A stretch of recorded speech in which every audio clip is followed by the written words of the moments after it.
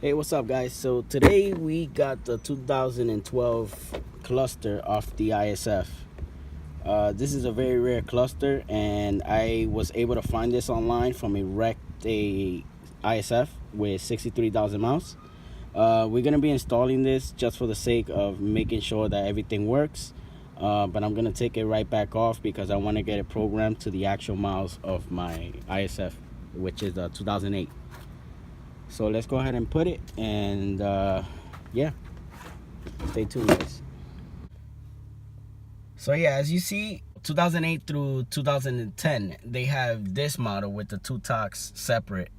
It's non-digital, so we're gonna be replacing it with this one right here. See if we get a little bit better here. I think this one looks way better than the 2008 through 2010. I'm gonna be taking off the cluster now to see if the plugs in the back of this one are the same as these right here, and if they do and they work, perfect. So let's go ahead and install this one. Basically, there's gonna be two screws here on the bezel, and you have to pull down this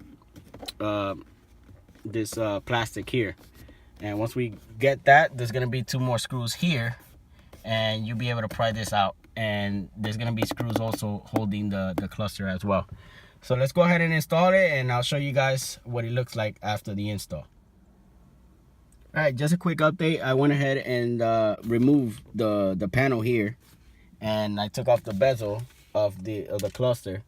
So it's very easy to remove it. Like I said, it only has two screws there and the screws on the side.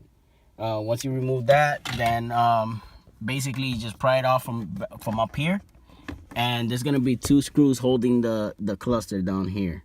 So once you remove that, just go ahead and take it out and unplug the cluster from the back. All right, guys, so this is the 2012 digital cluster, and as you can see, that the plugs in the back are identical to the 2008. So let's go ahead and plug it in and hope for the best, and hopefully it works. And yeah, let's go ahead and install it. All right, guys, let's go ahead and plug this one in. Should we hear a beeping sound coming from? There you go. Okay, one is in, and let's go ahead and put the other one now.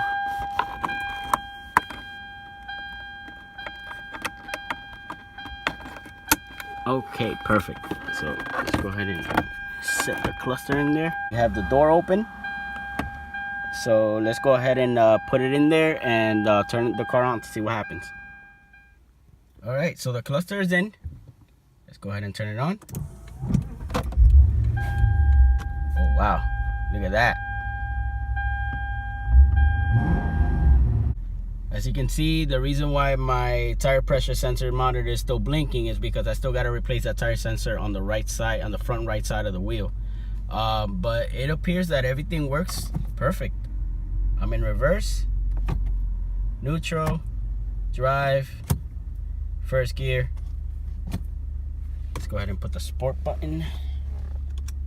Sport button is on, and we got the snow as well. So everything is working as it should. Let's go for a ride and see how it works. If the digital speedometer, as you see here, is going to be working as well. I'm not going to be running the car for too long. I'm just going to go around the block and park it right back and remove the cluster again, because I want this to read my exact mileage at the moment. So stay tuned, guys, and let me go ahead and put this back together, as you see here, so I can be able to drive the car and you guys can see if it works or not. Wow, look at that. Put my seatbelt real quick. Perfect. So as you see, it's working. So this unit is plug and play basically on any 08 to 2014 ISF without any issues, especially from the 2008 to the 2010, which came with a double one like this one right here that I just took off. So as you see, everything works perfect. There's no issues. My gas is reading perfect. Yeah, the cooling temperature is reading fine, and the oil temperature as well. But I can see everything is working as it should. Alright, so let me go ahead and show you the other features as well to make sure that everything works. Let's do the trip here, the button on the cluster. As you see, it's working without any issues. Let's go ahead and check the monitor here for the parking sensor, tire pressure, main and second. So yeah guys, everything is working as it should. Let's go ahead and turn it on again. I'm sorry.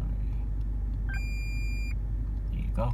So I'm gonna go ahead and remove the cluster now so we can go ahead and program it to the actual mileage of the car. Once again, if you guys like this video, make sure you like and subscribe, and we're gonna be posting more videos as soon. Thanks guys.